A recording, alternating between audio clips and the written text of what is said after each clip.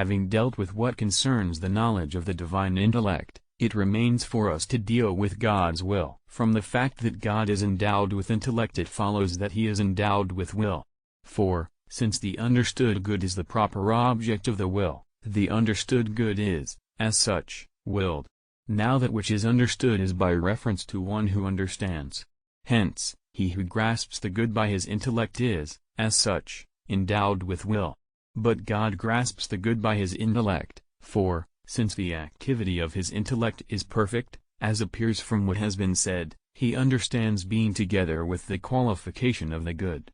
He is, therefore, endowed with will. Again, whoever possesses some form is related through that form to things and reality. For example, white wood is through its whiteness like some things and unlike other things. But in one understanding and sensing there is the form of the understood and sensed thing, since all knowledge is through some likeness. There must, therefore, be a relation of the one understanding and sensing to understood and sensed things according as these are in reality. But this is not because of the fact that these beings understand and sense, since thereby we rather find a relation of things to the one understanding and sensing, for to understand and to sense exist according as things are in the intellect and the sense, following the mode of each. He who senses and understands has a relation to the thing outside the soul through his will and appetite. Hence, all sensing and understanding beings have appetite and will. Properly speaking, however, the will is in the intellect. Since, then, God is intelligent, he must be endowed with will. Moreover, that which accompanies every being belongs to being inasmuch as it is in being. This accompaniment must be found in a supreme way in that which is the first being.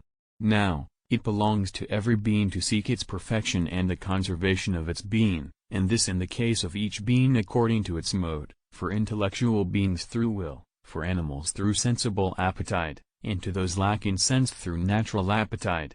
To seek perfection belongs differently to those that have it and those that have it not. For those that have it not tend by desire, through the appetite of power proper to them, to acquire what is lacking to their desire, whereas those that have it rest in it. Hence, this cannot be lacking to the first being, which is God. Since, then, God is intelligent, there is in him a will by which his being and his goodness are pleasing to him. Again, the more perfect understanding is, the more delightful it is to the one understanding, but God understands and his understanding is most perfect, as was shown above. Therefore, his understanding is most full of delight. But intelligible delight is through the will, as sensible delight is through the appetite of concupiscence. There is, therefore, will in God. Furthermore, a form considered by the intellect does not move or cause anything except through the will, whose object is the end and the good, by which someone is moved to act. Hence, the speculative intellect does not move, nor does the imagination alone without an act of the estimative power. But the form of the divine intellect is the cause of motion and being in other things, since God produces things by his intellect, as will be shown later on. Therefore, God must be endowed with will. Again, among moving powers and beings possessing an intellect, the first is found to be the will. For the will sets every power to its act. We understand because we will, we imagine because we will, and so with the rest. The will has this role because its object is the end, although it is also a fact that the intellect, though not in the manner of an efficient and moving cause, but in that of a final cause, moves the will by proposing to it its object, namely, the end. It therefore belongs supremely to the first mover to have a will. Furthermore, that is free which is for its own sake, and thus the free has the nature of that which is through itself. Now, first and primarily, will has liberty in acting, for according as someone acts voluntarily he is said to perform any given action freely. To act through will, therefore, supremely befits the first agent, whom it supremely befits to act through himself. Moreover, the end and the agent to the end are always found to be of one order in reality, and hence the proximate end that is proportioned to an agent falls into the same species as the agent both among natural things and artificial things.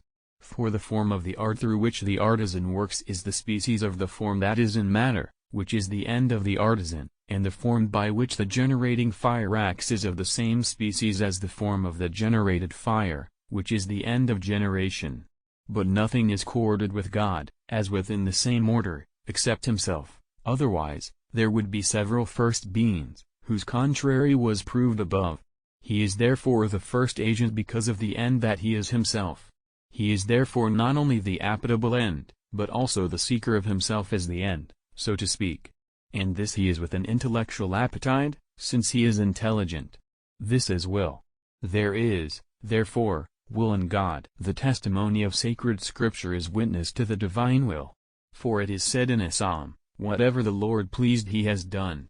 And Romans, who resists his will,